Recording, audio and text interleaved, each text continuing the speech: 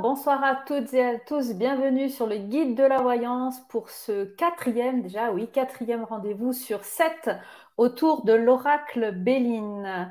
Alors ce soir, on attaque un nouveau tableau, le tableau vénusien. On va parler justement de tout ce qui se passe autour des arcanes 25 à 31 en lien avec la planète Vénus, justement. On a déjà abordé, vous le savez, petit récapitulatif, dans un premier temps, le tableau solaire avec tout ce qui touche à la naissance du Christ, des cartes, justement des arcanes 1 à 10. On a ensuite, dans le deuxième rendez-vous, parlé du tableau lunaire avec la fuite en Égypte avec les arcanes 11 à 17.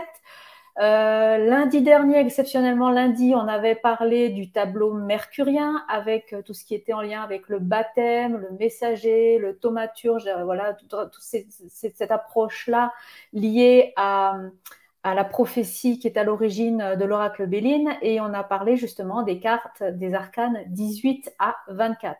Et ce soir, on attaque le tableau suivant, le tableau donc en lien avec la planète Vénus. Ce sont ces petites cartes-là avec ce symbole-là. Voilà.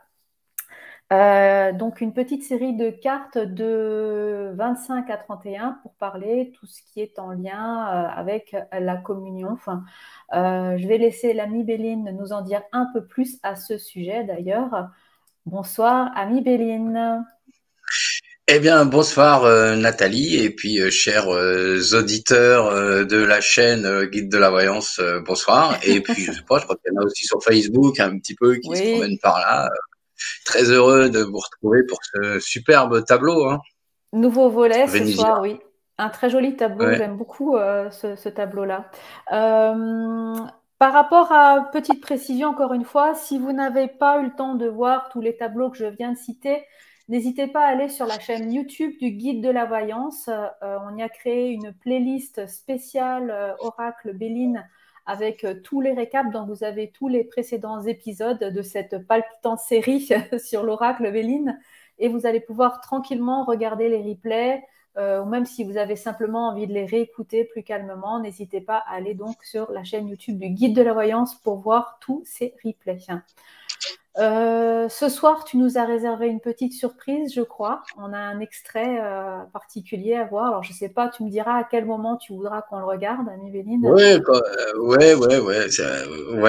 tu as raison. Alors, j'ai trouvé quelques secondes. Alors, c'est peu, mais alors, ça fait tellement du bien. Un film de Marcel Lebelline qui lit un extrait de son livre. Alors, c'est quelques secondes à peine, mais nous avons un film de Marcel Lebelline dans son bureau. Et donc, du coup, je l'ai gardé exprès pour ce soir, pour faire la primeur. Sinon, j'aurais pu le poster un petit peu avant, mais non, j'avais envie de faire un petit peu cette surprise pour les gens qui nous suivent sur la chaîne du Guide de la Voyance. Voilà, comme ça, c'était un petit cadeau. Alors, on le mettra à la fin, bien évidemment, quand on aura fini notre travail. Ça sera un petit Voilà, ce sera un petit peu la récompense à la fin. Après avoir fait tout ce travail, je serais content de le réécouter. Ce sera une petite récompense pour nous tous. Restez jusqu'au bout, jusqu'à la fin de cette émission, si vous voulez être en tête à tête, en face à face avec justement Marcel Béline pour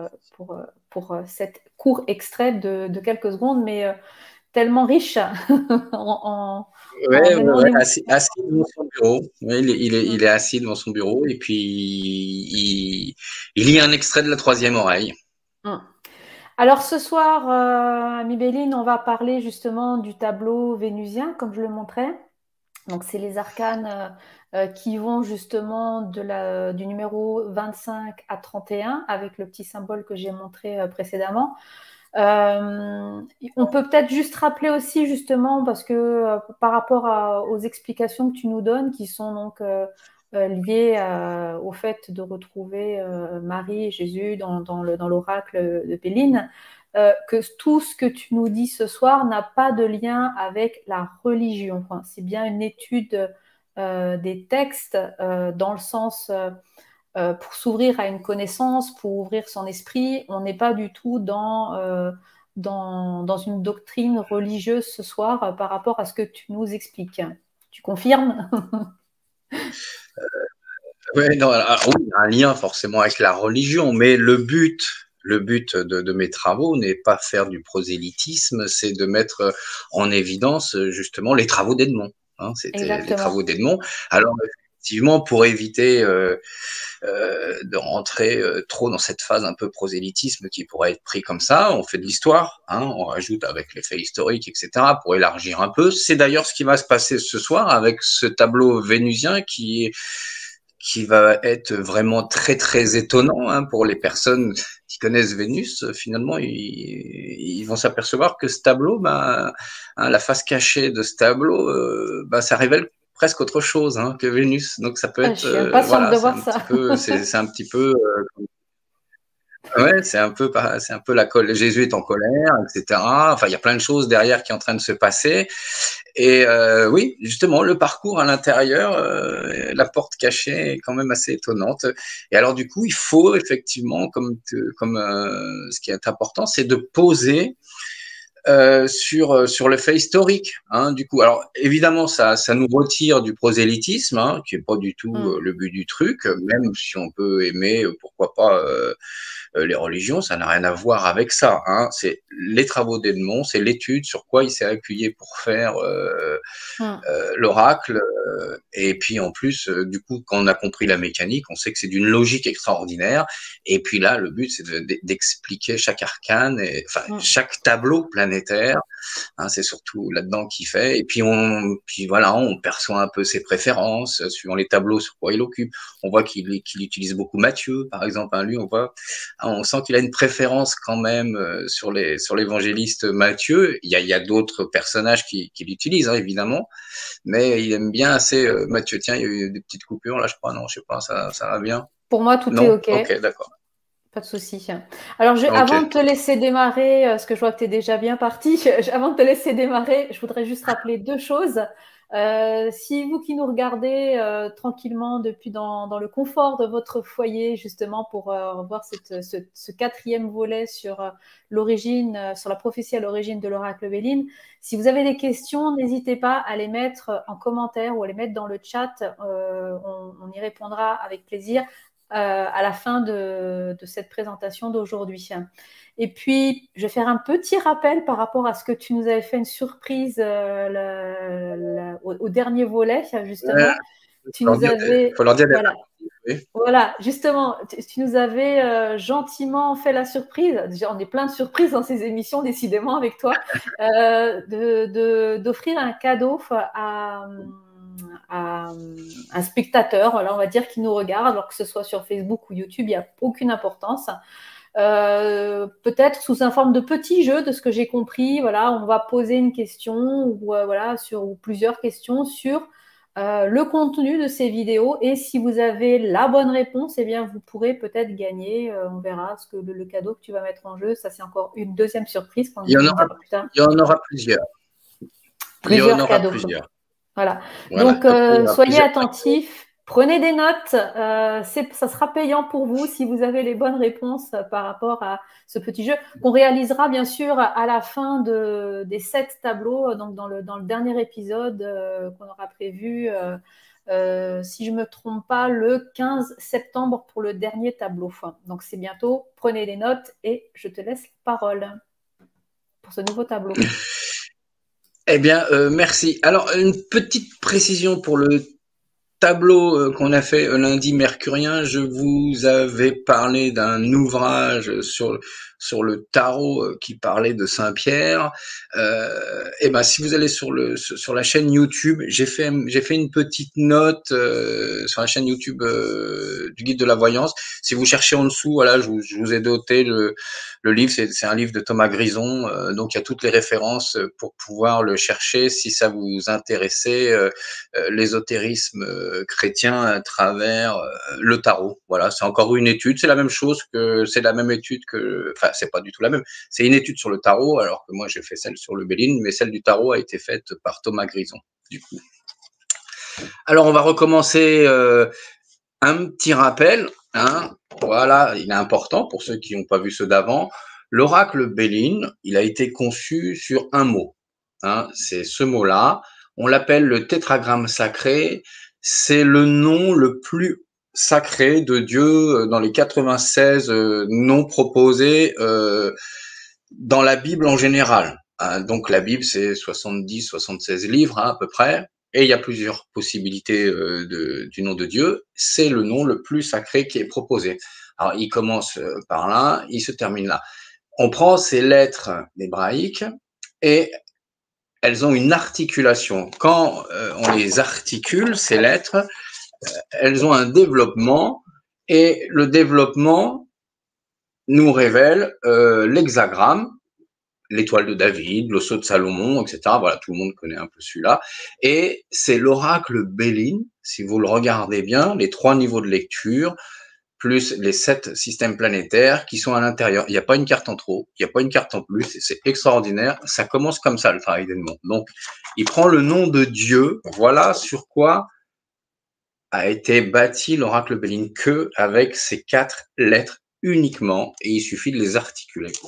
Et les textes nous disent que dans le tétragramme, il est révélé la prophétie. Alors, qu'est-ce que c'est qu'une prophétie? C'est un message reçu par des tas de moyens, par un rêve, par une vision, peut-être clairaudient, etc. Un message divin qu'on reçoit.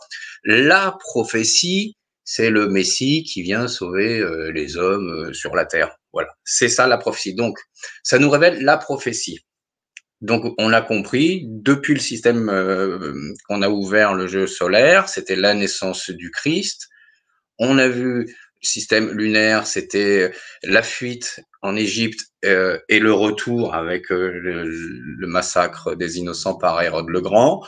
Ensuite, on a vu la semaine dernière, enfin en début de semaine, le tableau mercurien. Mercurien, c'était le baptême du Christ. Ensuite, on a eu les tentations dans le désert. Il a fait ses 40 jours. Après, il est sorti du désert. Et puis, il est rentré en confession de foi. Enfin, je pense qu'on peut dire c'est vraiment le mot. Mais voilà, il a fait le thaumaturge, il a fait ses miracles. Et il a commencé à rassembler, on a vu, les apôtres. Et maintenant, on va rentrer dans le tableau vénusien, qui est un tableau un peu particulier. C'est effectivement c'est la Pâque, c'est la communion, etc. qui arrive là.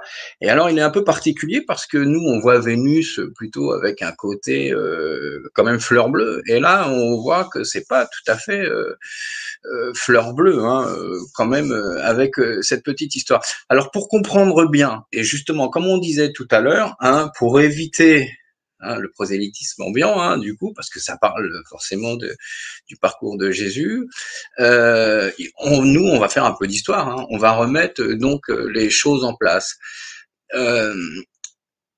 La Pâque, c'est un moment très particulier. La Pâque, pour les Juifs, c'est on fête la libération, on fête la fin de la tyrannie, la fin du martyre du peuple juif.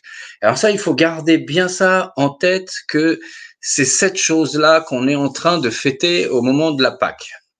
Et à cette fameuse Pâque, dans laquelle fait référence la Bible, il faut juste se rappeler que les Romains sont dans la région depuis environ 60 ans avant Jésus-Christ. Ils laissent la Judée et Jérusalem s'auto-administrer, pour essayer de faire un petit peu la paix par là. Donc ils se débrouillent un peu entre eux. Ils placent Hérode le Grand. On avait vu Hérode le Grand dans les anciens tableaux. Ils le placent en tant que roi sur le trône là-bas, et ils s'arrangent avec les prêtres pour gouverner. À la mort d'Hérode le Grand, on avait vu que c'était son fils Archélaos ou Archélaus, ça dépend des écritures, qui succède à son père. Et mais comme finalement il est incapable de gouverner pour les Romains, il pense qu'il gouverne qui gouverne très mal. Le premier empereur romain, Auguste, finalement l'envoie en exil. Vous vous rappelez, on vous a dit qu'après avoir décapité Jean-Baptiste, le cousin de Jésus, je lui ai dit, oui, de toute façon, il finira déporté quelque part en exil. Donc, du coup, il envoie l'empereur Auguste l'envoie quelque part en exil parce qu'il trouve que bon, voilà, il a un peu mou, il est pas assez ferme avec les gens qui se rebellent. Donc, on a le contexte comme ça. Donc, là, Jésus, il est là. Ça fait un moment que les Romains commencent à être dans le coin. On est dans une fête très particulière où on va fêter une libération du peuple. Et là, d'un seul coup, les Romains, ils se mettent un peu partout. C'est comme, imaginez, je sais pas moi, des batteries d'armée ou des batteries de CRS qui se mettraient partout autour des édifices religieux et tout, alors que c'est une région normalement qui est un petit peu qui s'auto-administre justement. Donc les gens qui viennent des provinces. Alors les provinces là-bas c'est un peu le désert, hein, donc ils vivent dans des tentes dans le désert par exemple, ou des petits villages ou des grottes. Ils convergent tous à la Pâque dans cette ville de Jérusalem. Et ils n'ont pas l'habitude de voir des Romains parce qu'encore une fois, les Romains les laissent tranquilles. Hein, du moment que les prêtres et Hérode leur filent l'argent, les impôts, et qu'il y a un statu quo dans la région, tout va très bien. Donc les gens n'ont pas l'habitude de voir des Romains. Et on est dans une petite ville, Jérusalem, qui d'habitude fait 30 000 personnes. Et au moment de Pâques, il y a 300, 400 000 personnes qui convergent pour aller au temple. Vous imaginez un petit peu ce tout petit truc, et là, ça devient énorme. Et on est dans une phase eschatologique, c'est-à-dire on est dans la fin où on attend le Messie. Hein. C'est les grandes époques où on attend le Messie. Voilà.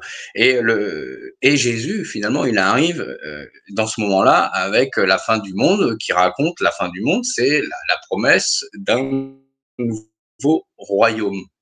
Hein, du coup, qui arrive comme ça. Et donc, la promesse d'un nouveau royaume, pour les Romains, c'est un sacrilège. C'est quelque chose qui va contre leur politique à eux. Et en même temps, la promesse d'un nouveau royaume, vous imaginez un petit peu Caïphe, grand prêtre là-bas sur place, qui lui gouverne la région. C'est lui, hein, Caïphe, qui gouverne la région. C'est lui qui a les clés politiques de la région là-bas. On lui promet un nouveau royaume, alors que c'est lui l'autorité religieuse. Donc, et les Romains et Caïphe à la fois voient quand même le discours un petit peu de Jésus qui va approcher. C'est le discours de Jésus, la promesse du nouveau royaume, comme un fouteur de trouble un petit peu. Si on se remet encore bien dans le contexte, et ça, on voit ça dans le livre La guerre des Juifs, chapitre 11, je rappelle, je vous donne toujours les références, hein, versets 176 à 177, Jérusalem est, à ce moment-là, dans ce temps-là, est devenu ingouvernable.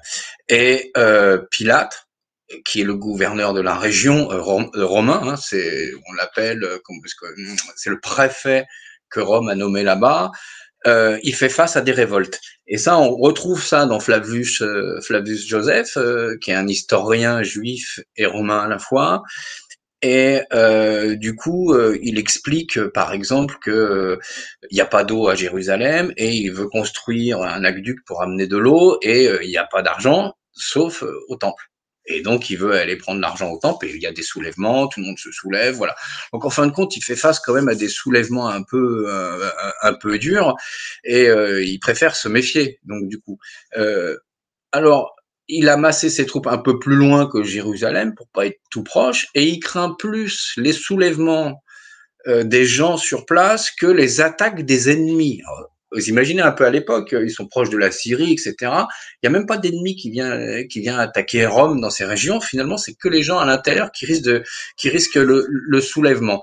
Donc, si on se remet bien dans le contexte, on a un peuple comme ça qui est là dans le coin, qui voit jamais les Romains, qui vont fêter une libération d'un martyr sur lequel ils sont. C'est Moïse. On a vu ça justement la semaine dernière. Moïse va libérer le peuple d'Égypte.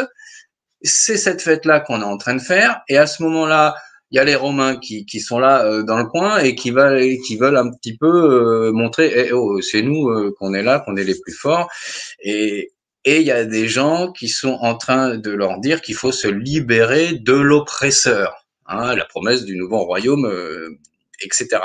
Donc on est dans dans ce cas de figure avec une Jérusalem qui est ce qu'on appelle, je sais pas comment est-ce qu'on pourrait dire, quoi.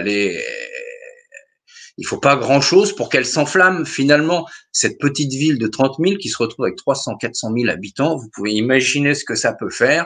Et donc, ils craignent, les autorités de toutes parts craignent que y ait le feu aux poudres et qu'il y ait une insurrection populaire qui va se faire. Donc, ils font quand même très attention à ce qui à ce qui risque de se passer là. Donc du coup, on a notre petit, voilà, on va démarrer, regardez un petit peu là, hop hop hop, voilà, notre petite prophétie démarre, on a notre tableau vénusien qui arrive, qui prend sa place, et on a en haut plaisir. On comprend ce que c'est que plaisir, hein, on sait, c'est la fête, on se retrouve avec famille. Bah, famille, c'est ensemble, hein, on est ensemble. Et là, encore une fois, on voit bien, hein, j'ai mis un peu de temps quand même à le décoder, celui-ci, avec la poule qui est plaisir nourricière, donc c'est les marchés, hein, c'est le supermarché. Hein, si vous cherchez vous aussi, c'est pas que son propre camp, que son premier cercle en réalité. Et là, on a plaisir et nourricière. La nourricière, rappelez-vous ce que disait là, on est au niveau céleste tout en haut, hein, ce que nous disait Jésus dans le tableau de la semaine dernière. Hein, je ne me nourris pas que de nourriture, mais aussi des paroles du Père, donc hein, la matière qui monte en hauteur. Je suis au niveau spirituel tout en haut, au troisième niveau, je suis bien dans la nourriture spirituelle, hein, famille, la nourricière, on est bien à l'entrée triomphale de Jésus à Jérusalem.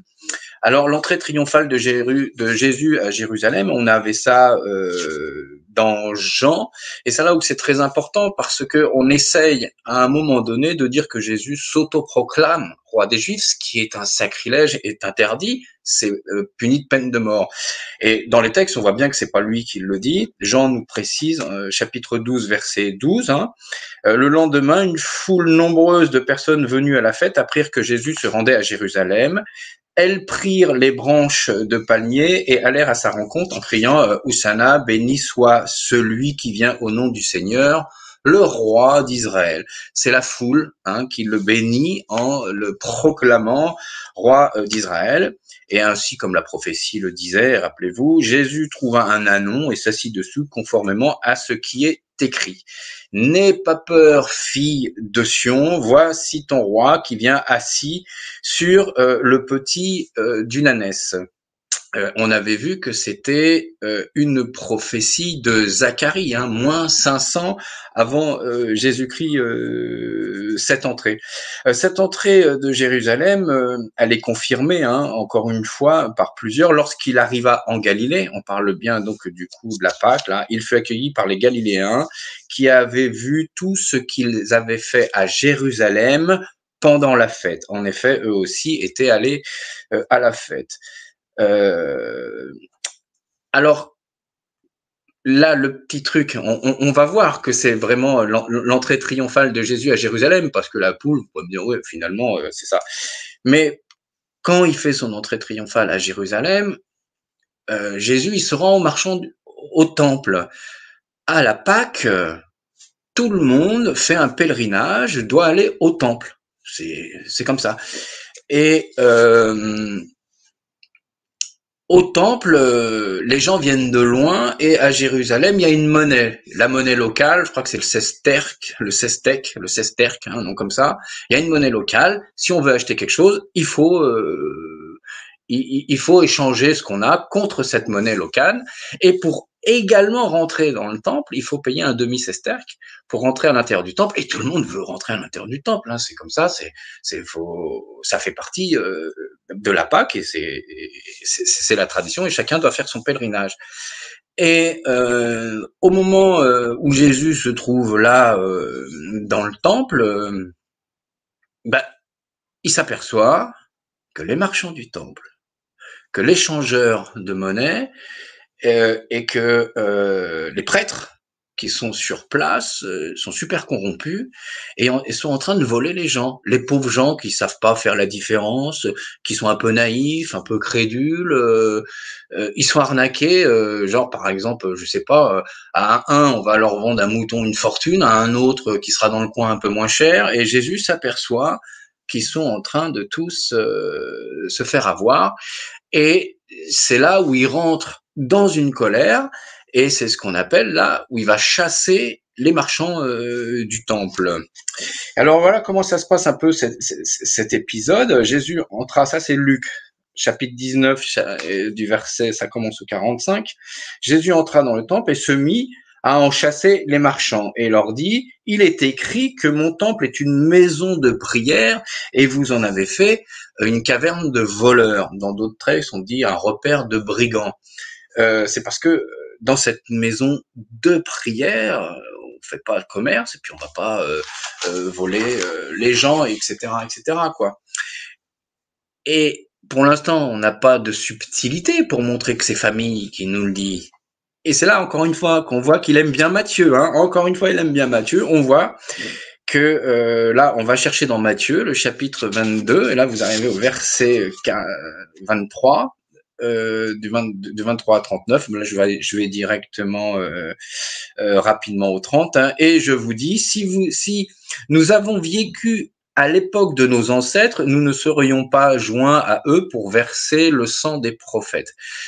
Il est en colère, il est dans le temple, il vient de faire le reproche à des gens qui, chez le temple, qui est une maison de prière, ils sont en train d'en faire un repère de brigands et de voleurs, en train d'arnaquer les gens, alors que c'est un endroit sacré.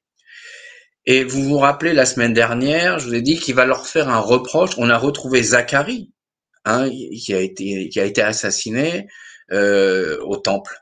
Et là, il est en train de faire le reproche. Je vous ai dit, on va revenir. Vous allez voir que finalement, pendant cet épisode-là, il en parle. Et donc là, il en dit, nos enceintes se sont pas joints à ceux qui ont versé le sang des prophètes. Vous témoignez ainsi contre vous-même que vous êtes des descendants de ceux qui ont tué les prophètes. Portez donc à son comble la mesure de vos ancêtres, serpents, race de vipères. Vous imaginez un peu, il parle aux autorités, là. C'est pas n'importe qui. Il parle à Caïphe, qui est quand même le gouverneur de la ville. Les Romains lui ont donné les clés, c'est lui qui gouverne. Vous imaginez un petit peu, là. On comprend qu'après, ils vont avoir envie de lui faire la peau. Hein. Il parle comme ça, devant tout le monde. Comment échappez-vous au jugement de l'enfer? Vous vous rappelez, on est dans l'eschatologie, on est vers la fin du monde et dans le nouveau royaume à venir, et il faut se repentir. L'arrivée du Messie arrive et que ça, on se remet politiquement dans le contexte. Et donc il leur dit ça. Hein, le jugement de l'enfer, il est en train de leur dire qu'il faut se repentir, etc., parce que la fin du monde est en train d'arriver, et donc c'est la promesse du nouveau royaume. Alors là, du coup, et dire ça dans le temple, alors là, du coup, les prêtres supportent pas du tout ça. Pour eux, du coup, là, ils veulent le condamner à mort rien que pour ces paroles.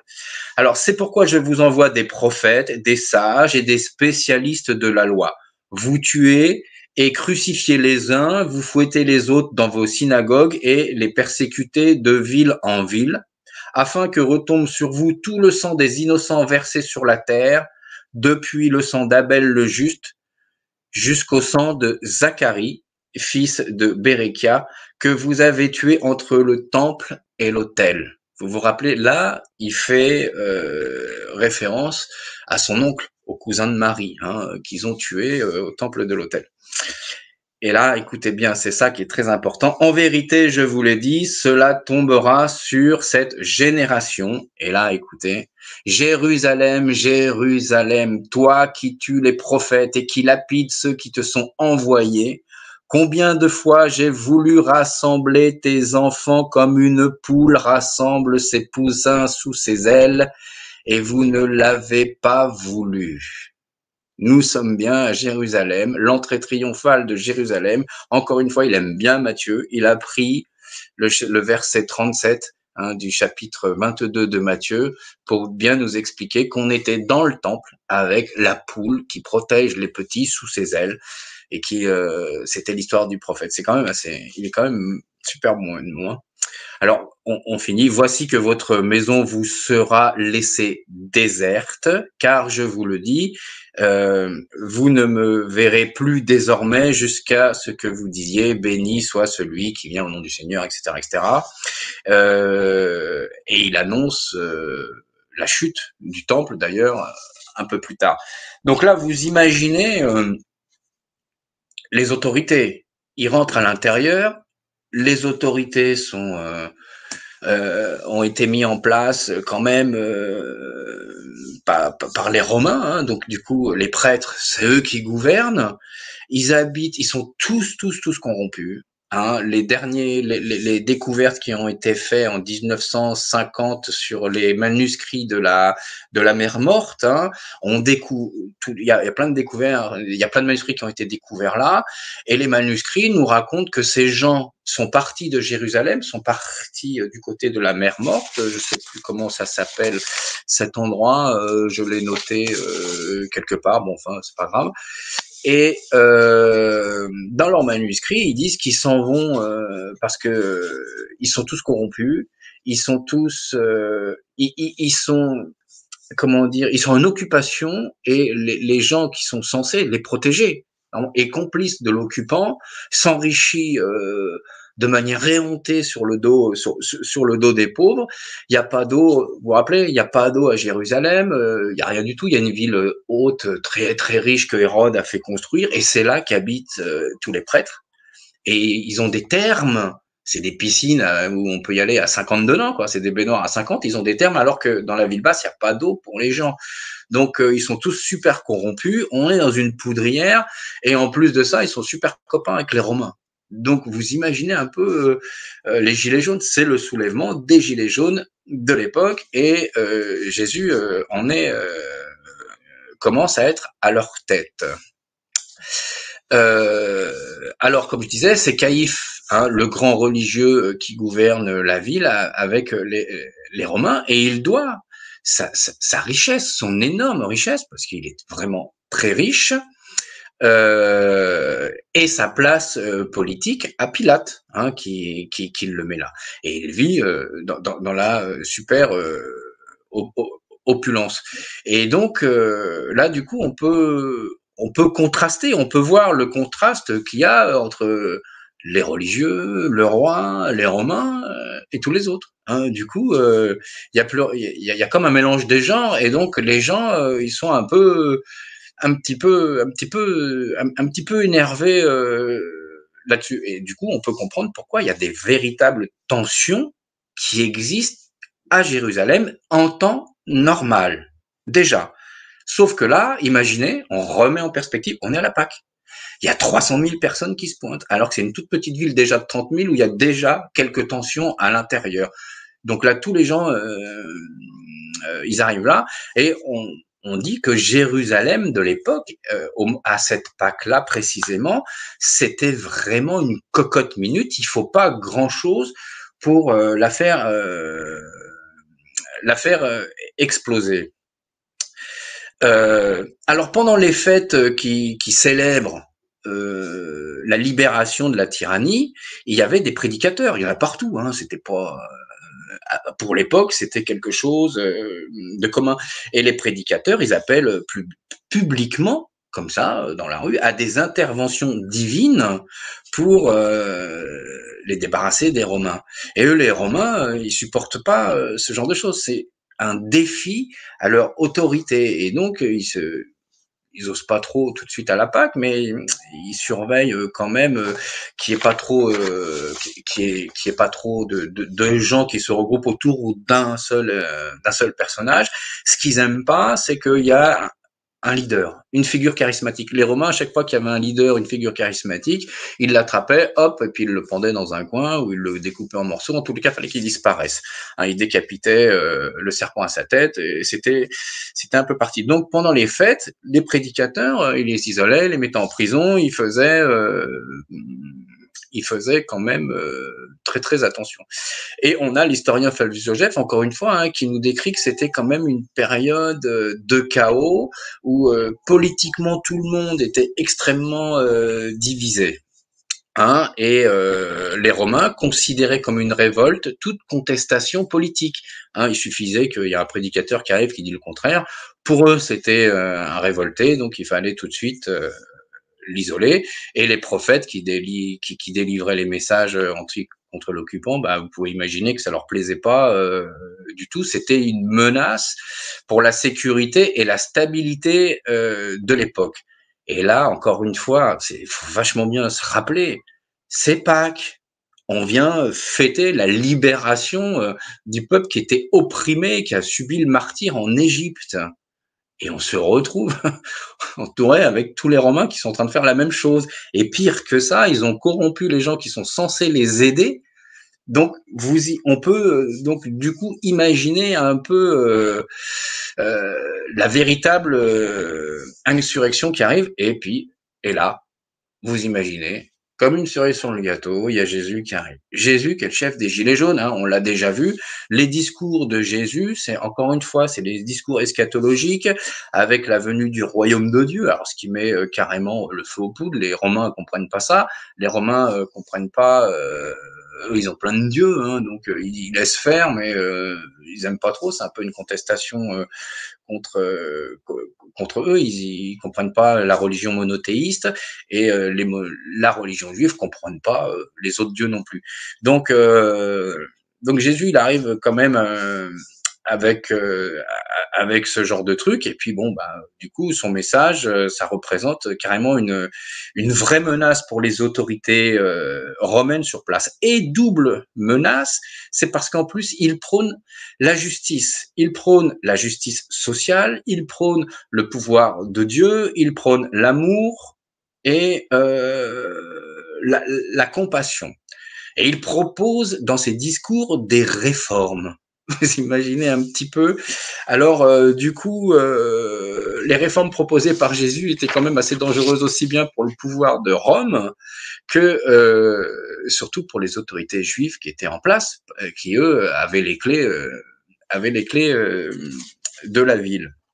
Donc, du coup, on peut quand même comprendre que il a chassé les marchands du temple. Cet événement-là est quand même assez récurrent. Et comme ça lui suffit pas, il va faire un autre discours un peu plus tard.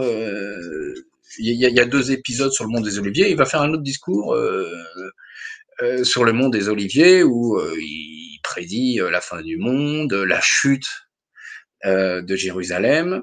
Et il prédit la chute du temple. Alors là, vous imaginez, là, les autorités, Caïphe, là, du coup, ils décident, ils se disent, ils ont décidé qu'il faut le condamner à mort. Parce que là, il va trop loin. Hein. Il se met sur le mont des Oliviers, vous imaginez, il est en haut d'une colline, hein, il fait un discours, il y a je sais pas combien de milliers de personnes devant lui, et il prédit carrément que le temple va s'écrouler. C'est un truc qu'on peut pas dire. Là. Du coup, c'est comme si que les gilets jaunes ils disent Matignon va s'écrouler. Vous pouvez comme on peut imaginer dans la tête des gens un peu ce qui se passe. Donc à partir de là, ils se décident de pouvoir finalement, il faut absolument l'arrêter. Alors entre Caïphe et Ponce Pilate, hein, qui gouvernent le truc, ils savent pas lequel des deux. Ils se regardent en chien de faïence pour savoir lequel des deux va l'éliminer, hein, parce que c'est vraiment quelqu'un de très très dangereux. Donc ouais, politiquement, quand on se replace dans les perspectives, du coup, c'est pas on comprend du coup un petit peu le chemin qui est pas du tout. Moi, ça me fait pas penser au catéchisme. Hein, du coup, quand on réécoute l'histoire, hein, du coup, on est loin hein, finalement du prosélytisme. Hein, on est loin du catéchisme. Ça me fait pas penser à mes cours de catéchisme. Hein, j'aurais bien aimé qu'on l'apprenne comme ça.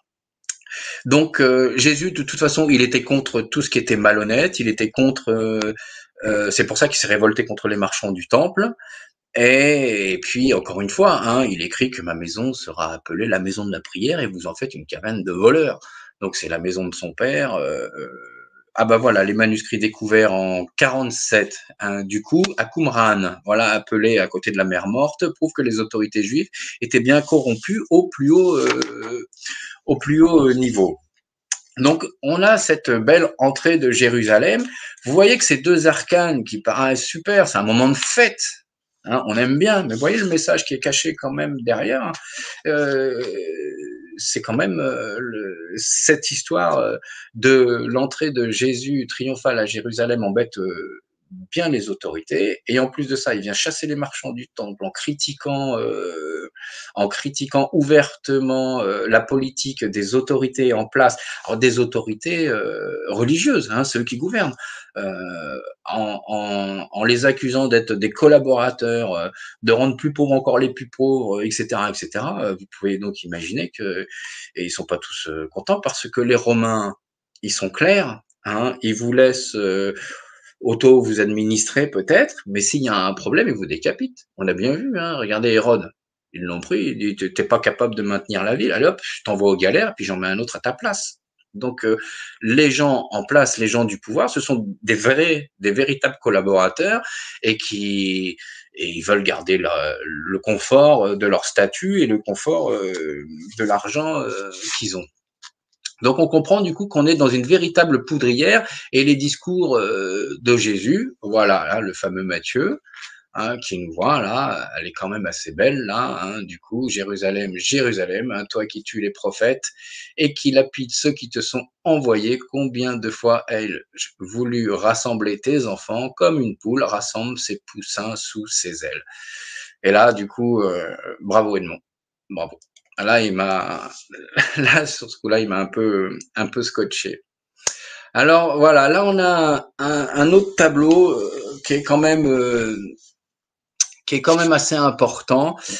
Il fait un autre discours. Alors c'est pas ce fameux discours sur le mont des Oliviers, hein, le discours sur le mont des Oliviers. D'ailleurs, dans le discours sur le mont des Oliviers, ce qui était assez intéressant, hein, qu'on peut voir dans le portrait d'avant, celui-ci, on aurait pu le mettre, mais je l'ai bien reciselé, redécoupé. Comme il y a une théophanie, on va la découvrir. Donc, c'est pas celui-là, le discours des Oliviers. Il continue avant. Il y a Marc en 13, Matthieu 24 et Luc 21 hein, qui confirment d'ailleurs, qui racontent aux gens que Jésus avertit des souffrances et des persécutions et des martyrs qui attendent les personnes qui croient en lui. Hein, et il annonce à ce moment-là, hein, sur ce discours, la destruction du temple de Jérusalem, qui a eu lieu 30 ans après. Hein, les Romains, pour se venger, allez hop, ils ont détruit le temple. Et ça, c'est dans Matthieu 13, non, dans Marc 13, Matthieu 24 et Luc 21, d'accord. Donc là maintenant c'est un autre discours qui apparaît, paix à mort. Donc c'est la deuxième théophanie évangélique. Vous vous rappelez, la théophanie, c'est une manifestation physique du divin qui apparaît. On a eu cette première dans la partie avant mercurienne, au moment où Jean-Baptiste baptise Jésus. Hein, rappelez-vous, le ciel s'ouvre, il y a une éclipse, l'Esprit Saint descend sous forme corporelle d'une colombe et une voix se fait entendre, prends-en soin, celui-ci c'est mon préféré. Et là, du coup, on a la deuxième là qui apparaît. Là, du coup, on l'a d'après, je vous cite celle de Jean, hein, en chapitre 12. Donc, c'était suite après l'entrée triomphale, hein, il fait, etc. Il fait une prêche et là, il leur dit à l'heure où le Fils de l'homme va être élevé dans sa gloire. Hein, du coup, quand même, alors, c'est ça qui est un peu compliqué. Élevé dans sa gloire, la gloire du Christ, généralement, c'est ce qu'on entend aujourd'hui. Hein, c'est drôle parce que c'était ça. La gloire du Christ, c'est la résurrection. Hein. Sans la résurrection, il y a pas de gloire. C'est un grand thaumaturge. La différence entre lui et les autres prédicateurs, c'est que lui il faisait des miracles. Les autres soignaient, mais il n'y avait pas de miracles. Il y avait des thaumaturges, il y en avait partout, des guérisseurs. Ah, mais lui, il est considéré quand même pour celui, ces miracles, lui, ils étaient quand même assez puissants, quoi. Hein. Il faisait recouvrer la vue, il enlevait la lèpre. Enfin, il faisait des trucs un peu plus puissants que les autres guérisseurs. Donc c'est pour ça qu'il avait une aura un peu plus forte que les autres. Et donc là, il leur dit, voilà, qu'il va être élevé, qui sera élevé dans sa gloire. Maintenant, mon âme est troublée et dirais-je, et que dirais-je? Père, délivre-moi de cette heure. Rappelez-vous, hein, c'est la gloire du Christ, c'est la résurrection. Donc là, avant, il dit, ouais, je serai élevé dans ma gloire après. Et là, tout de suite, il est en train de dire, mais maintenant, mon âme, elle est troublée. Ben, c'est parce qu'il sait ce qui va lui arriver. Là, à ce moment-là, il est en train de prédire que lui, il sait qu'il va souffrir dans sa chair. Hein. Et il dit, alors Père, délivrez-moi de cette heure. Ça va être un peu compliqué pour moi. Mais c'est pour cela que je suis venu jusqu'à cette heure. Donc, il nous dit qu'il est bien obligé de vivre ça. Père, révèle la gloire en ton nom. Hein, il est comme ça, en train de faire son discours. Il dit, Père, révèle ta gloire en ton nom. Et c'est là la théophanie, la deuxième qui arrive. Une voix vint alors du ciel. Et la voix dit, j'ai révélé sa gloire et je la révélerai encore. C'est Dieu qui dit, bah oui, j'ai déjà révélé le nom, mon nom, et je la révélerai encore. Voici la deuxième. Et donc, on a... Alors, je vous finis le texte, après je vous explique avec l'iconographie. La foule qui était là et qui avait entendu disait que c'était le tonnerre, d'autres disaient un ange lui a parlé. Jésus reprit la parole. Ce n'est pas à cause de moi que cette voix s'est fait entendre, mais c'est à cause de vous. Hein, c'est le doute ou pas des gens, hein, un peu comme ça, on peut voir ça. C'est maintenant qu'a lieu le jugement de ce monde. C'est maintenant que le prince de ce monde va être jeté dehors.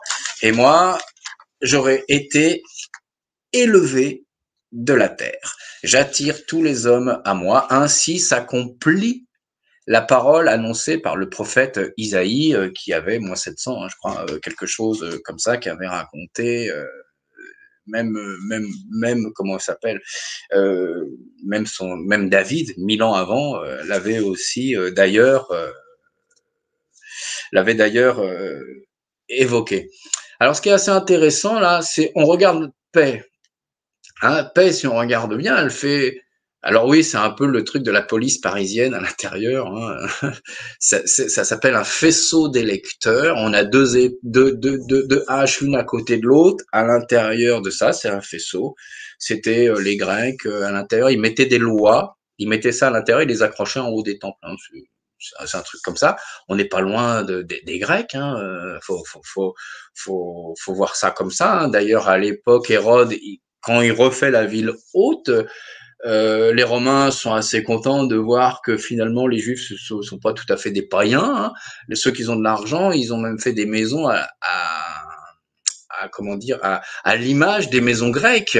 Hein, ils sortent. Donc voilà, du coup, c'est pour ça qu'il y a peut-être un petit truc comme ça.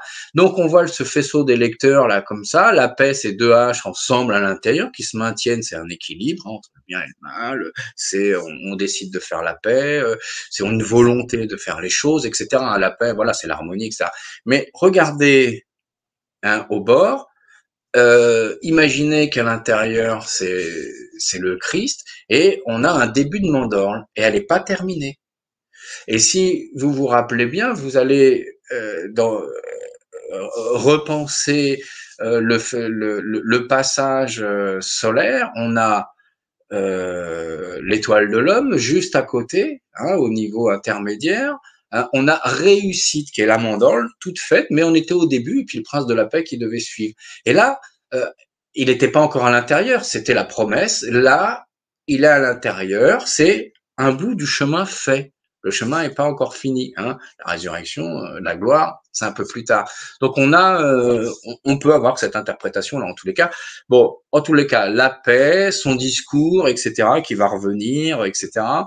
Il promet d'ailleurs, hein, il promet à l'intérieur. Regardez, on va comprendre. On va mettre la deuxième arcane qu'il y a à côté.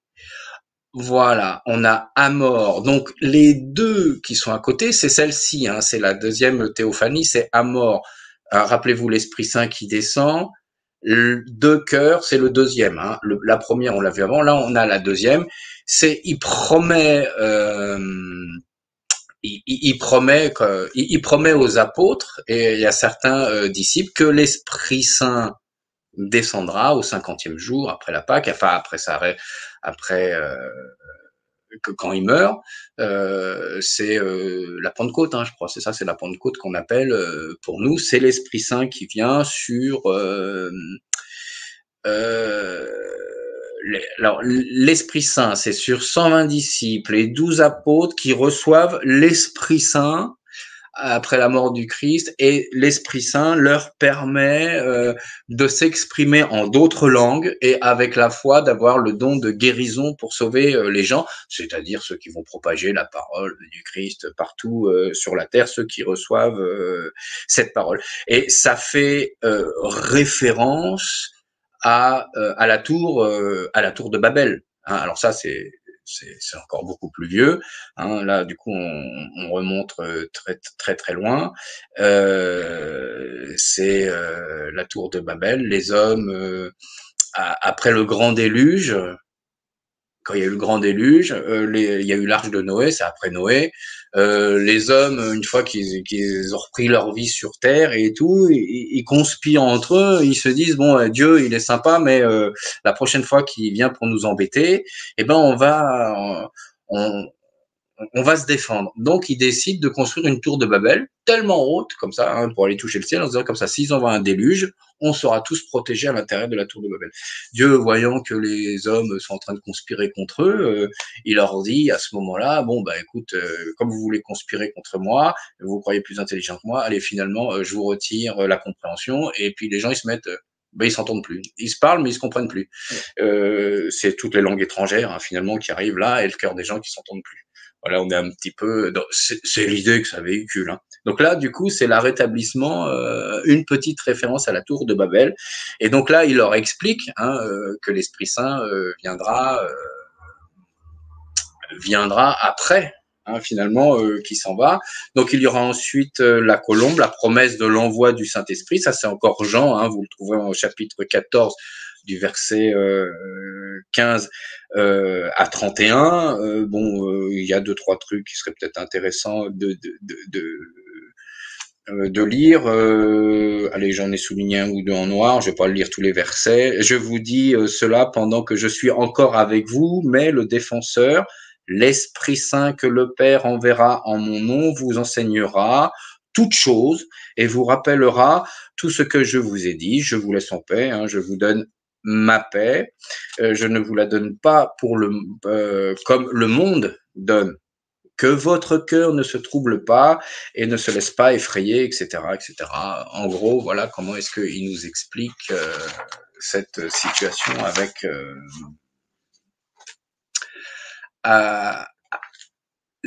comment s'est expliqué la Pentecôte, comment ça arrive. Et on n'oublie pas, d'ailleurs, Marie était présente à la Pentecôte et elle fait pas référence là à l'intérieur. Et même si on sait, Marie, d'ailleurs, c'est la première à l'avoir reçue. Rappelez-vous quand l'ange Gabriel vient la voir. Ah, j'aime bien préciser que c'est un peu Marie aussi, parce que souvent on oublie. Hein, voilà, on a oublié Marie. Alors le tableau d'après, il est quand même assez intéressant, hein, parce que bah, c'est la scène. La scène, c'est le dernier repas du Christ. Qui est en train. Alors, on a d'un côté, on a l'union. Hein, on est alors sur le niveau terrestre. Hein, si on remarque bien, on est en bas, on est au niveau terrestre, donc c'est la chair. Du coup, ça prend sens. Hein, du coup, la chair. On est au niveau terrestre, on est là au niveau bas, et on a d'un côté l'union, et de l'autre côté la table. La scène, on a le calice à l'intérieur de cet arcane. Si on observe bien, c'est la communion, hein, c'est l'union, c'est l'institution, l'institution de la scène, c'est l'union dans la communion de l'hostie. Hein, c'est un petit peu comme ça que je crois que l'Église le dit, enfin, je sais pas d'ailleurs, on s'en fiche, mais c'est comme ça que c'est arrivé jusqu'à aujourd'hui, quoi. Maintenant, c'est l'hostie, hein, du coup, qu'on est en train de faire. Donc, la table et l'union. Donc, du coup, après ces discours, le dernier jour, à la veillée pascale, hein, du coup, ils vont s'en aller et ils vont sur le mont Sion, du côté de la vieille ville, de Jérusalem, et c'est là où il fait son dernier où il fait le dernier repas. Alors, on a du Matthieu, hein, c'est bien, donc du coup, on va pouvoir aller un petit peu là, Matthieu là qui nous raconte ça. Encore une fois, je dis, il aime bien Matthieu. Hein. Dans le verset 26, dans le chapitre 26, du verset 37 à 35, hein, je vous lis 2-3 passages. Alors, les premiers jours des pains sans levain, hein, c'est à la Pâque. Bon, il faut connaître un peu les traditions juives. Hein. On doit retirer les levains et tout, etc. des maisons, il faut les nettoyer, machin et tout ça. Donc là, on est dans les premiers jours de ce genre de choses. Les disciples s'adressèrent à Jésus et lui dirent: où veux-tu que nous te préparions le repas de Pâques? Et il répondit: allez à la ville, chez un tel, et vous lui direz: le maître dit, mon heure est proche. Je célébrerai la Pâque avec toi. Je célébrerai la Pâque chez toi, pardon, avec mes disciples. Les disciples firent ce que Jésus leur avait ordonné et préparèrent la Pâque. Le soir venu, il se mit à table avec les douze. Pendant qu'il mangeait, il dit: je vous dis en vérité, l'un de vous me trahira. Bon, c'est une phrase que tout le monde connaît.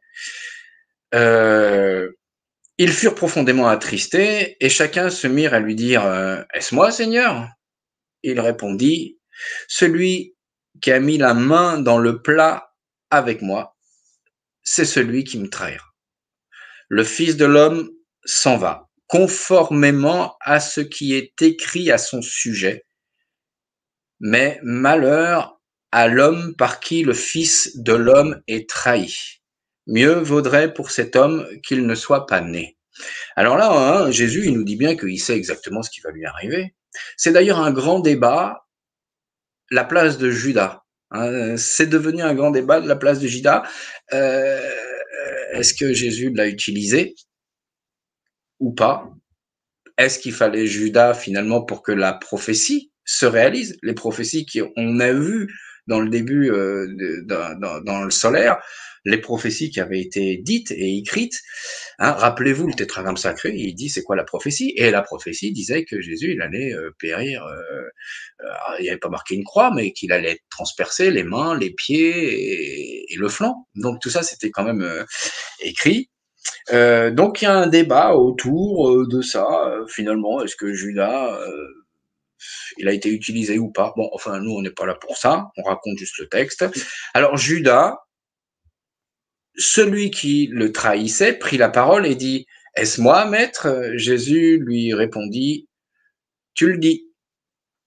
Pendant qu'il mangeait, Jésus prit du pain et prononça la prière, l'union avec la table. Hein, c'est là qui est quand même intéressant. Et prononça la prière de bénédiction, puis il le rompit et le donna aux disciples en disant: prenez, mangez, ceci est mon cœur. Il prit ensuite une coupe qu'on voit sur la table, hein, qu'on appelle le calice, et remercia Dieu, puis il la leur donna en disant: buvez-en tous, car ceci est mon sang, le sang de la nouvelle alliance qui est versé pour beaucoup pour le pardon des péchés. Je vous le dis, je ne boirai plus désormais de ce fruit de la vigne jusqu'au jour où je le boirai à nouveau avec vous dans le royaume de mon père. Donc là, on comprend l'histoire de la scène. Bon, là, on prend le calice comme ça. Le calice, je sais pas moi, d'après certains, c'est le sang le bocal qu'aurait récupéré, le bocal, pardon du mot, enfin le verre qui aurait récupéré peut-être le sang du Christ pour certains, pour d'autres c'est autre chose, voilà. Donc du coup, on comprend l'union et la table, c'est la communion ensemble qui est expliqué là du coup, et aujourd'hui qu'on appelle l'instauration de la communion en l'hostie du coup. C'est le dernier repas du Christ. Alors du coup, après ce repas, hein, alors on en est où le 8 là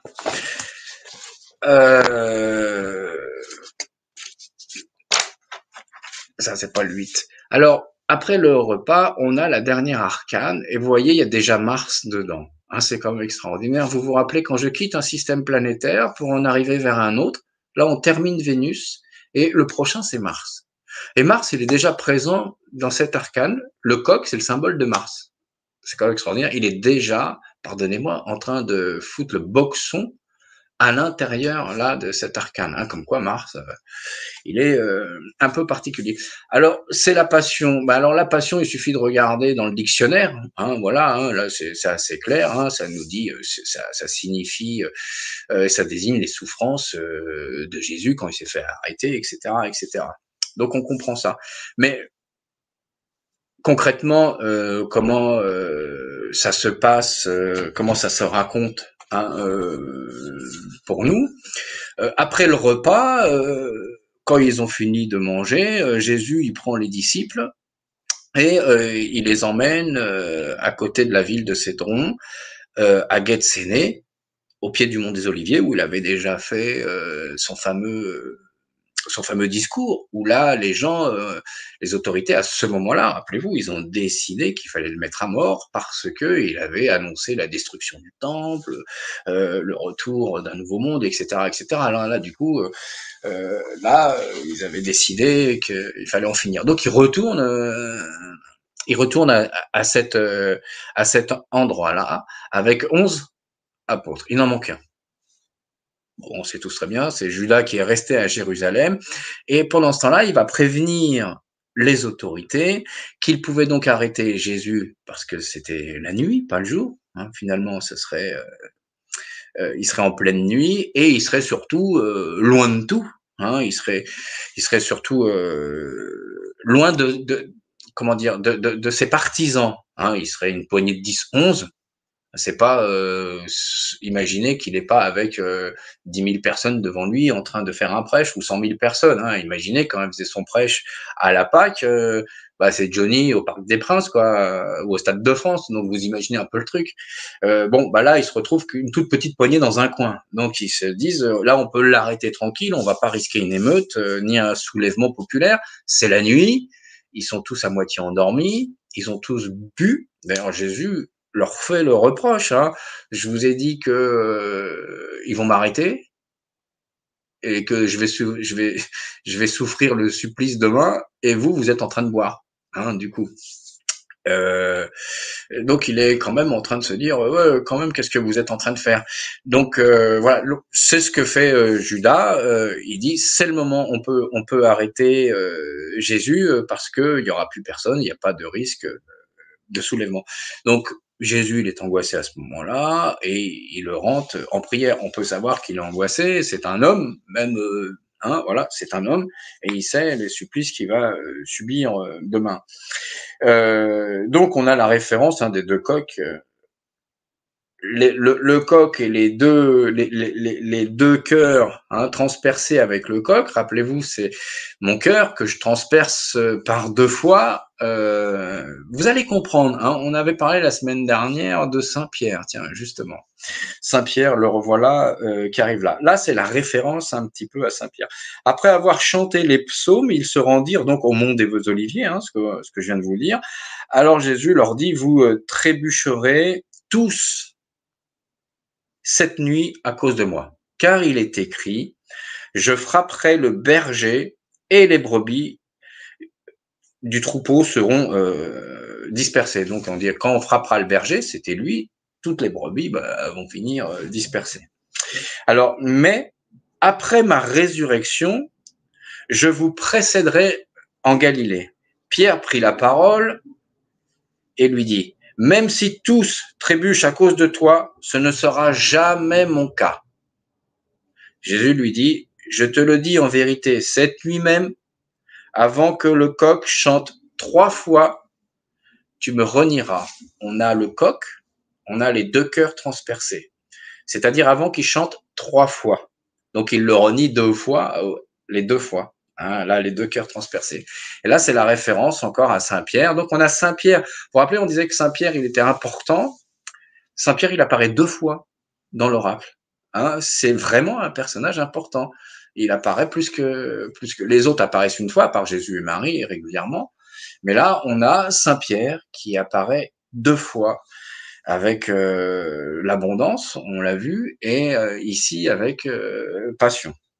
Donc c'est un peu être intéressant de se faire peut-être une idée de comprendre cet arcane un peu passion, parce que Jésus lui pardonne. Hein. Finalement, à Saint-Pierre, on a vu ça la semaine dernière. Alors il lui dit, par deux fois, tu me renieras. Pierre lui répond, même s'il me faut mourir avec toi, je ne te renierai pas. Et tous les disciples dirent la même chose. Là, du coup, on s'attend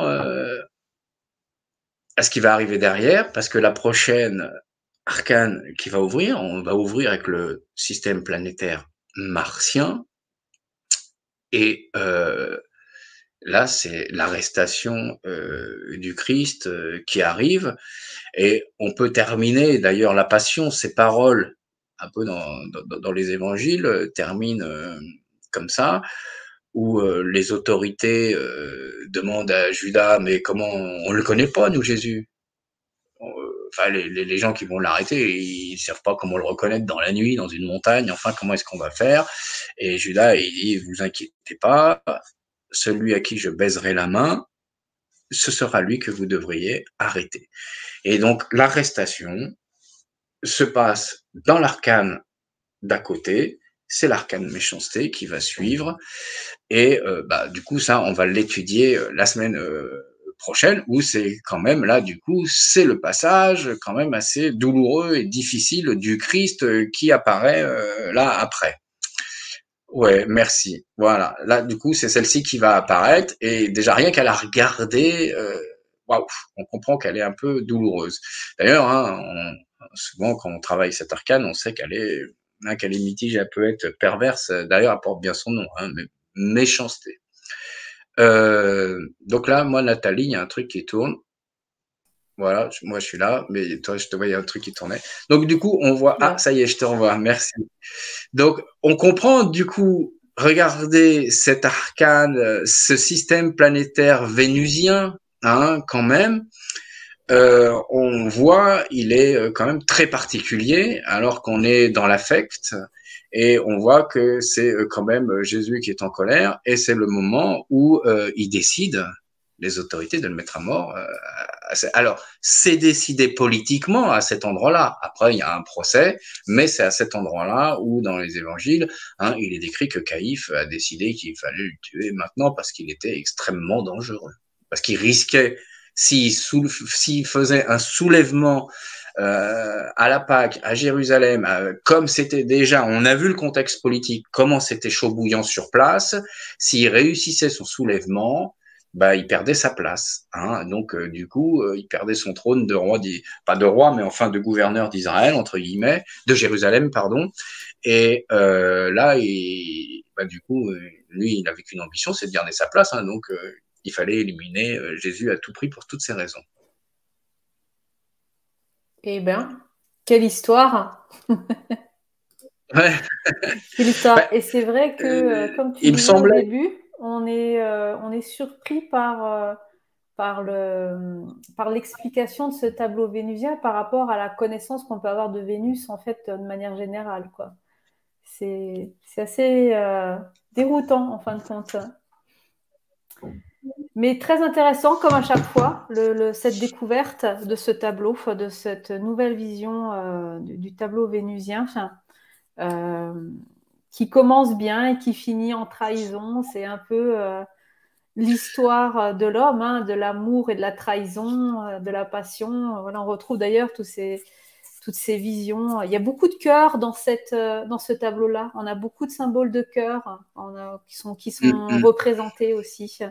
Donc on sent bien cette passion qui finit par une trahison, un peu, voilà, c'est l'histoire de l'homme aussi en même temps, quelque part, quoi. Souvent, en amour, on finit souvent trahi. Alors Mais c'est une trahison un peu particulière, hein, quand même. Hein. C'est vrai Mm. qu'aujourd'hui, les exégèses, ceux qui travaillent un peu l'histoire de ces écrits, moi, j'ai pas de parti pris, hein, je m'en fous. Mais bon, je réfléchis sur leurs propos des uns et des autres. C'est Judas, quel rôle il a eu vraiment, hein, à l'intérieur? Est-ce qu'il a été utilisé? Est-ce que s'il n'avait pas été là, bah, finalement, hein, les prophéties depuis 1000 ans et plus écrites, ce serait peut-être pas produites. On se rappelle que celui qui a décrit quand même euh, les, les, les, les, les clous, c'est David.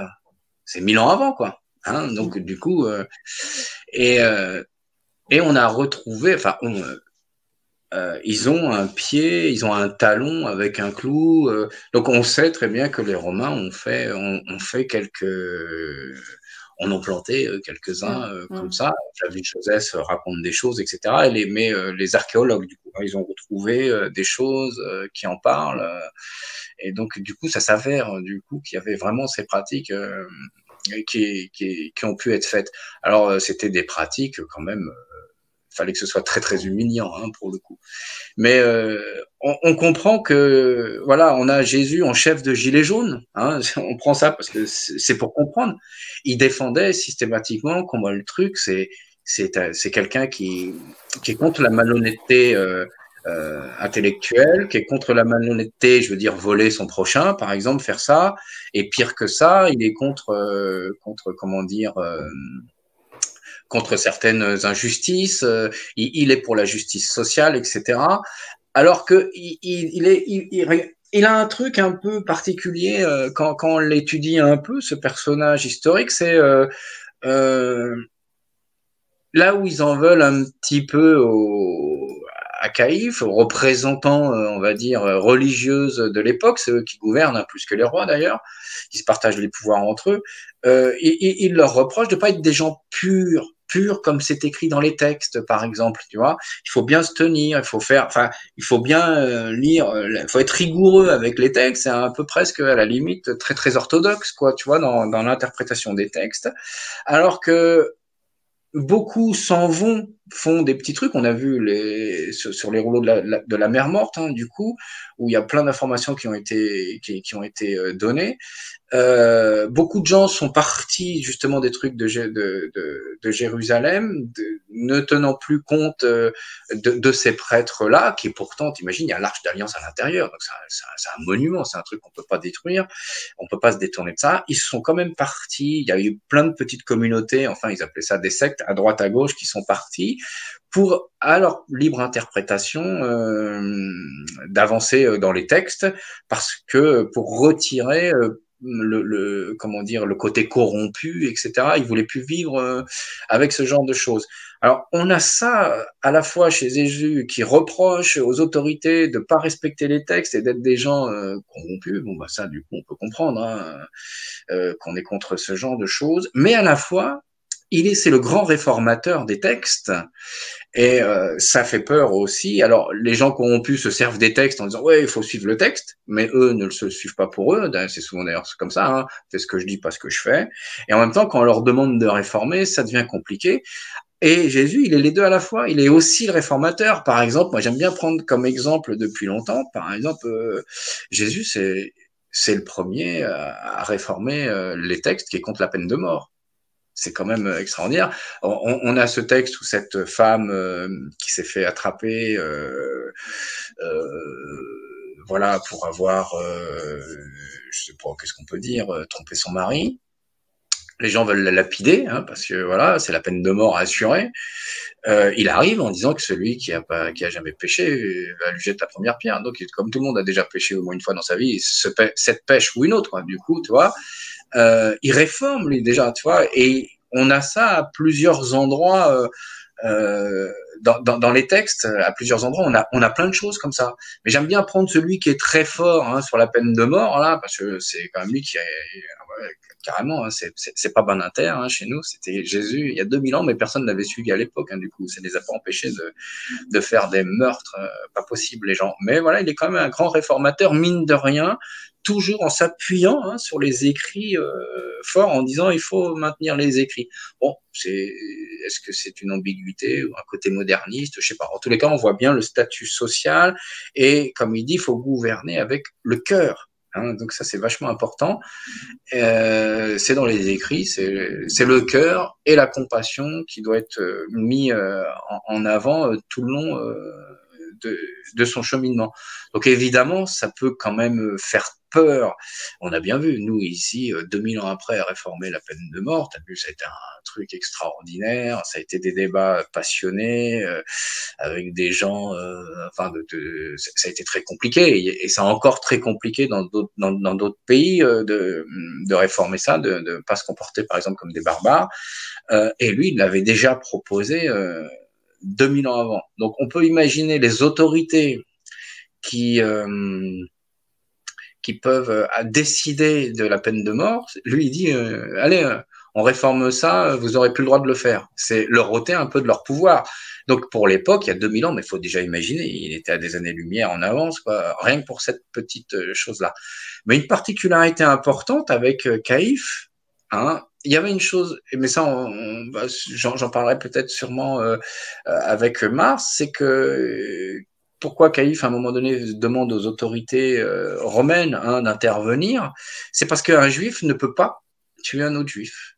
Donc c'est pour ça qu'ils essayent de le piéger, de faire en sorte, dans les propos, de faire en sorte qu'il va, dans les débats, dans les débats, de faire en sorte où il va faire du blasphème. Voilà. Chez les Romains, blasphémer était passible de la peine de mort. Donc ils essayent de piéger Jésus dans ses propos. Je sais pas, le coup de la pièce, c'est très connu. Il dit alors tiens, qu'est-ce que tu vois là, la pièce là qui est assez, c'est bien César que tu vois sur la pièce, c'est-à-dire quoi, qu'il faut pas lui payer l'impôt, qu'est-ce qu'on fait avec cette pièce? Et parce qu'il disait justement qu'il était contre ce genre de choses. Et il dit bah il y a qui sur la pièce? Il y a marqué à César. Bah il faut rendre à César ce qui est à César, si c'est sa pièce, faut lui rendre. Donc là, il se faisait jamais piéger, mais ils essayaient de le piéger pour qu'il se mette à blasphémer. Et à partir de là, les Romains auraient eu ils étaient, ça faisait partie de la loi de pouvoir le tuer. Et c'est ce qu'ils ont essayé de faire. Caïphe, au moment d'une assemblée, à lui poser des tas de questions, mais Jésus, il avait tellement l'habitude de parler parce que ils ont une culture, les Juifs, dans les synagogues. Alors c'est pas dans les synagogues, je sais plus comment ça s'appelle. Ça, j'aime bien ce truc-là. Ils ont la culture de remettre en cause, de discuter, d'interpréter les textes. Donc on prend un texte et ils sont 50 dans une salle et chacun se lance des joutes, oui mais c'est comme ça, non c'est comme ça, et ça fait avancer le schmilblick et c'est joyeux même si c'est avec des verbes hauts, par exemple comme passion, hein, ça c'est d'avoir le verbe haut, même si c'est un peu comme ça, ils peuvent en discuter et puis faire avancer le schmilblick, chacun peut avoir une interprétation différente des textes, s'il y a un fond un peu commun, quoi. Je veux dire, un peu, voilà, il n'y a pas des grands écarts supposés du coup. Et ça, ça porte un nom, mais j'ai oublié des endroits où ça se passe comme ça. Et moi, j'aime bien un petit peu pouvoir justement discuter de ça. Ça me fait penser d'ailleurs dans chaque quartier, par exemple, moi qui ai habité Paris dans chaque quartier, je connais beaucoup de rabbins, dans chaque quartier, donc du coup, il y a une synagogue. Et donc, c'est le rabbin, on est entre guillemets, hein, on est sous l'autorité du rabbin de ton quartier. Et il peut très bien interpréter un texte de manière différente avec le rabbin du quartier d'à côté. Donc c'est ça qui est quand même assez drôle. Ça me fait penser d'ailleurs à l'interprétation des juges aujourd'hui. Hein, il y a un texte de loi, il y a les textes de loi hein, qui disent des choses, mais il y a un autre texte de loi un peu plus loin qui dit oui, mais c'est le juge qui il interprète la loi comme ça l'arrange. Donc du coup, on peut avoir le même juge, deux protagonistes pour une même affaire, mais qui ne seraient pas jugés par la même façon. Ils n'auraient pas la même peine parce que c'est à la libre interprétation du juge. Ça me fait un peu penser à ça du coup. Eh bien, on en apprend plein de choses. T'es un puits de connaissances. On pourrait dire rester à t'écouter pendant des heures sur tous les sujets. Merci beaucoup en tout cas pour cette nouvelle présentation d'un nouveau participants de ce jeu d'Oracle Béline, un nouveau tableau, le tableau vénusien. Par rapport à ça, est-ce que tu veux qu'on regarde maintenant le petit film? Bah oui, oui, on avait une petite surprise pour les gens. Est-ce Alors, que tu veux attends, je donner me un peu de contexte avant, peut-être, un peu de contexte. par rapport à c'est un extrait de quoi, etc., etc., d'où ça vient? Ah, oui. Alors, c'est un extrait d'un film qui a été fait, je sais plus, dans les années 80, 86, quelque chose comme ça, par une anthropologue directrice du CNRS et un autre monsieur dont j'ai oublié le nom, qui a fait plein de choses très intéressantes sur les artistes, les musiciens. C'était un peu son truc.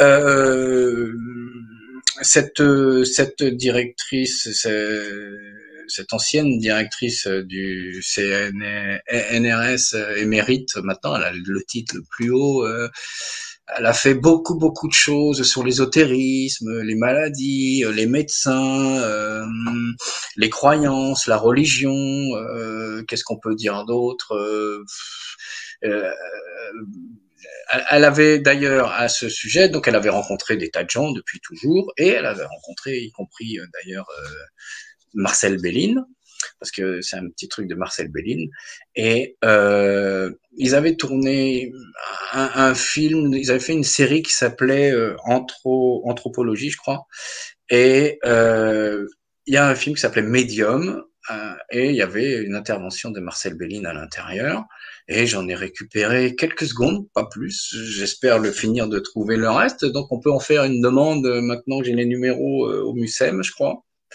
Donc il y a une cassette vidéo, une VHS au MUSEM, je sais qu'il y en a une là-bas. Donc j'ai les références pour le demander au MUSEM pour pouvoir avoir une vision. On peut pas partir avec la cassette vidéo, mais on peut demander un rendez-vous pour avoir un visionnage fait sur place. Bon, bah, voilà. Et donc du coup, on a quelques images là de cette Allez. de, de cette femme. Et alors, du coup, ouais, je sais pas le contexte, je sais pas, ça vaut la peine de le dire, mais bon, je l'ai trouvé. C'est parce que il y a une autre directrice du CNRS avec une maître de conférence. Qui interrogeait, qui faisait un entretien justement avec cette directrice du CNRS émérite, justement cette chercheuse. Du coup, il faisait un entretien sur la place de la religion, comme elle a beaucoup travaillé là-dessus. Et je me suis retrouvé tout en bas dans les notes de cet entretien. J'ai lu l'entretien parce que je suivais cette femme, parce que ses travaux m'intéressent beaucoup. Ils m'ont intéressé beaucoup parce que euh, quand le musée des Arts Populaires a fermé à Paris, tout le matériel a été envoyé. C'est le MUSEM qui en a hérité, hein, du coup à Marseille, et il y avait le matériel de Béline et d'Edmond qui ont été dans des caves, dans les réserves du MUSEM pendant longtemps. Et elle a organisé une exposition il y a quelques années à Daoulas, à Brest, en Bretagne. Et elle avait ressorti, justement, comme elle a été commissaire de cette exposition, elle avait ressorti du matériel et elle avait organisé elle a pas organisé, mais elle a été commissaire de l'exposition, donc elle a participé à l'organisation de cette exposition. J'y avais été, j'avais fait quelques photos que j'avais postées à l'époque, on peut les retrouver sur Facebook, hein, il suffit d'aller dans mes photos Facebook, vous retrouverez, je sais plus quelle année c'était, peut-être 2015, 2016, 2017, quelque chose par là, donc il y avait plein de photos de ce truc-là. Et j'avais été à l'inauguration et j'avais vu quelques erreurs qui avaient été faites sur Béline et Edmond, et donc j'avais demandé, je sais pas comment est-ce qu'on peut dire ça, un entretien, un entretien, Correction. voilà, pour corriger les quelques erreurs qui avaient été faites. Et donc du coup, je l'avais rencontré dans ces conditions-là, et c'est comme ça que je l'ai connu, c'est comme ça que je me suis intéressé à ses travaux. Mais alors du coup, si c'est sur ma page Facebook, je l'ai posté, vous mettez son nom, vous allez voir, il y a 50 trucs. Elle a une carrière extraordinaire derrière elle, où c'est des sujets sur lesquels elle a vraiment beaucoup, énormément travaillé. Quand je dis 50 trucs, elle a fait des films, des conférences, des tas de livres, des tas d'articles. Enfin voilà, c'est une grande passionnée dans ce genre de travail. Et puis c'est pas n'importe qui, hein, pour le coup. Hein.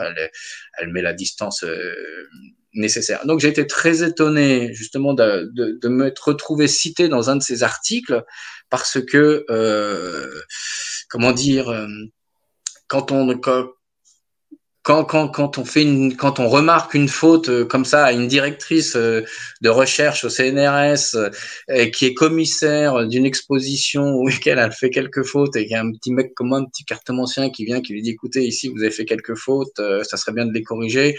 Euh, elle n'a même pas pris de haut, mais bon, je sais qu'elle, bon, elle n'a pas été, bon, mais mine de rien, donc j'étais quand même content, donc elle m'en a pas apporté rigueur de me retrouver cité dans ses notes, où justement dans la recherche ils ont repris l'extrait que j'avais acheté de Marcel Béline.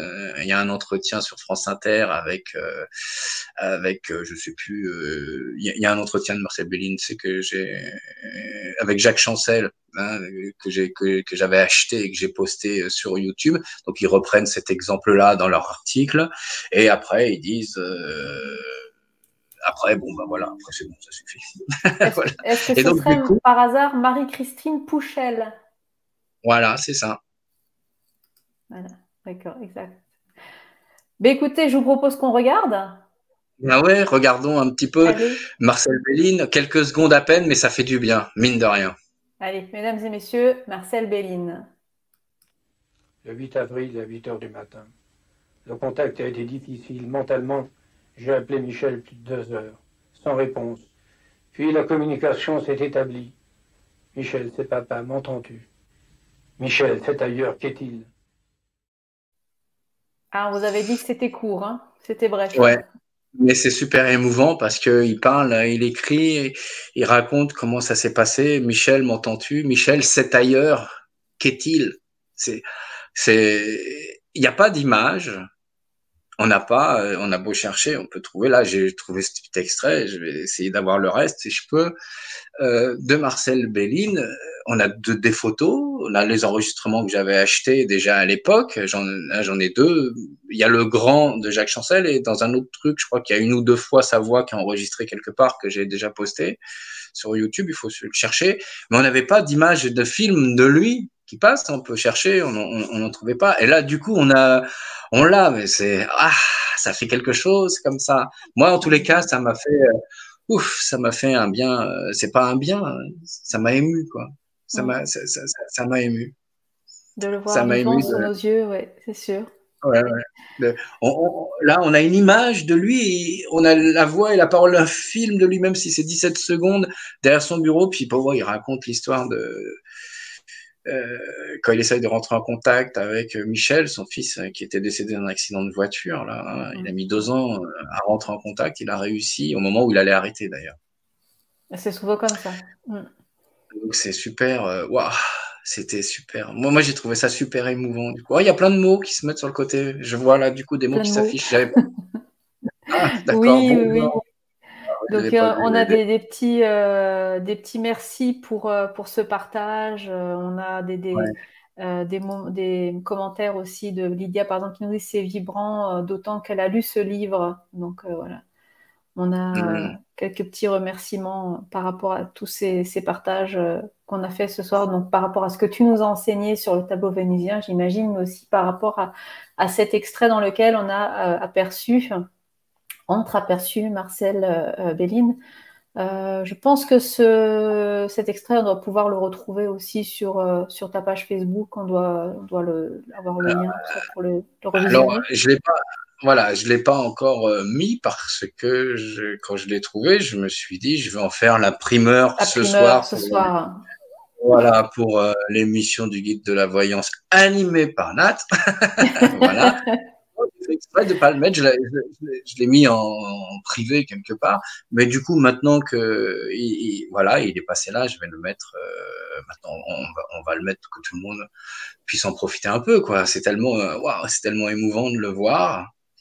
Mais Ouais. non, non, j'ai attendu, hein. J'avais envie de le mettre avant, hein, quand même, hein. Mais non, C'est j'ai bien, attendu. merci beaucoup pour ça, merci Ouais, pour ce ouais. primeur. Ouais, c'est un cadeau exclusif, c'est pas rien. Ça fait, Mm. Ça fait je sais pas combien d'années que personne n'a pas vu Marcel Bélin dans un film. Il y en a, voilà, c'est tout. Donc je me suis dit, je voulais faire un petit cadeau à tout le monde. Hein. C'était important, quoi. Et il y sera définitivement à travers le replay que vous pouvez voir sur justement le guide de la voyance. Vous aurez l'occasion de pouvoir le voir et le revoir. Voilà. Encore des merci pour cette soirée. Merci Lydia, merci à toi. Eh bien, c'est le temps Merci, pour nous de vous quitter ce soir, de vous dire à bientôt, de vous dire à la semaine prochaine. Juste petite précision, petit récapitulatif par rapport à ton activité peut-être. Toujours avec, je ne sais pas si tu as des stages qui démarrent bientôt là peut-être, des stages Béline ou non, ils sont en cours. J'en ai pas de programmé là. Ouais, j'en ai pas encore mis en cours. Il faudrait que j'en remette, mais non, j'en ai pas mis là encore. D'accord, pas pour l'instant.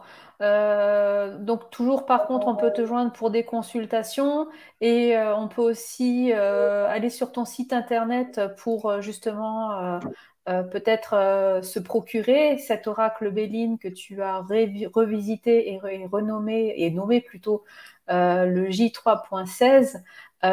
Donc qu'on va retrouver sur ton site internet www.ami-béline.com.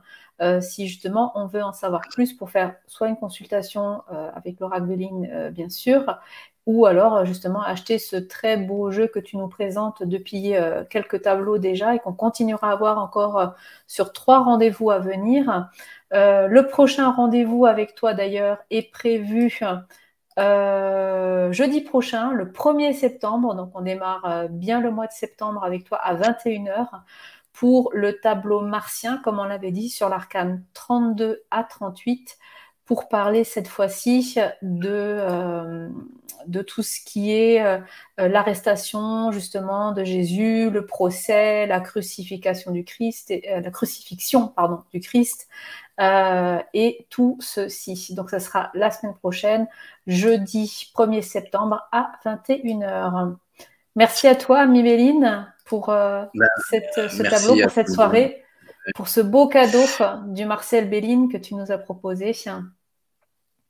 Et puis, merci à toi, et puis merci à Stanislas et à la chaîne du guide de la voyance de proposer cette masterclass gratos pour les gens, parce que je sais pas, il y a 7 tableaux, ça va leur faire plus de 10 heures de masterclass, ils sont contents, les gens du coup.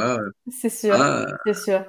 Mais on voit que c'est très publicité, il y a beaucoup de remerciements, il y a beaucoup de gens qui le suivent, d'ailleurs on peut le voir aussi par rapport au replay, n'hésitez pas, si vous voulez voir ou revoir, on a créé sur le guide de la voyance spécialement pour vous une playlist dans laquelle sont regroupés tous les tableaux, donc vous allez pouvoir voir et revoir toutes ces vidéos. Oui, en effet, Marie-Neige, tu vas pouvoir rattraper toutes ces vidéos à travers ce replay.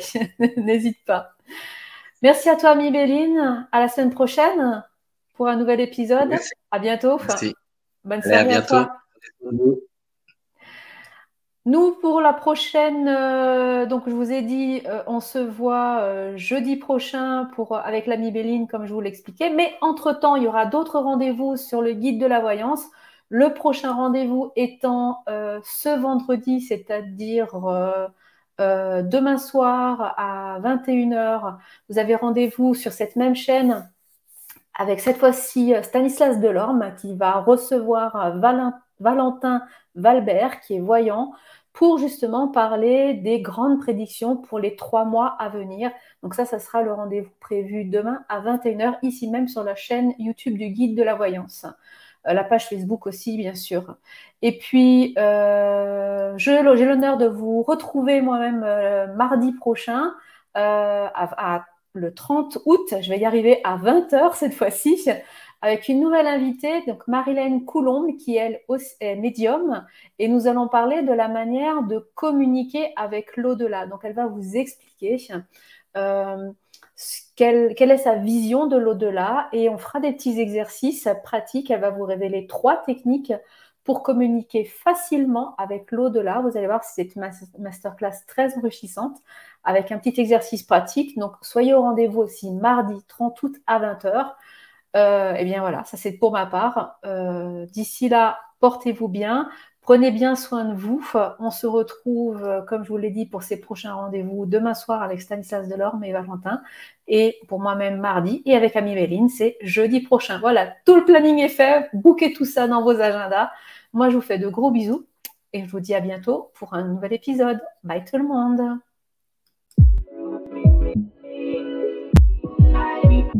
Was